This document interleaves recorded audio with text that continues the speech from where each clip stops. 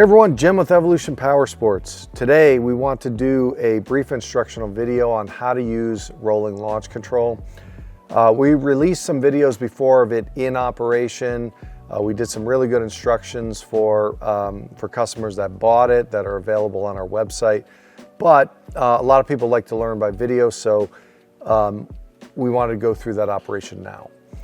And the thing that differentiates rolling launch control from, regular, launch control from a standstill is, typically when you're using rolling launch control, you're at a higher RPM.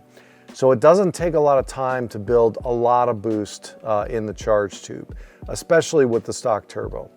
So the way it's supposed to be used is, a second to a second and a half with a stock turbo, and a second and a half to 2 seconds maximum on a big turbo. That's all the time you need to build like 20 to 22 pounds of boost in the charge tube.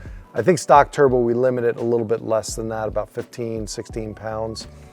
And so if you're doing like a roll-on race, if you're doing 1, 2, 3, it would be on count 2 that you would start, you'd press the button, go full throttle, and that's all you need is that second to a second and a half with the stock turbo, and then literally 2 seconds with the big turbo.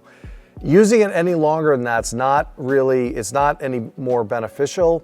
And just like launch control, there is an ignition cut that's part of it, and that can be hard on valve train components if you're staying on it for a long time.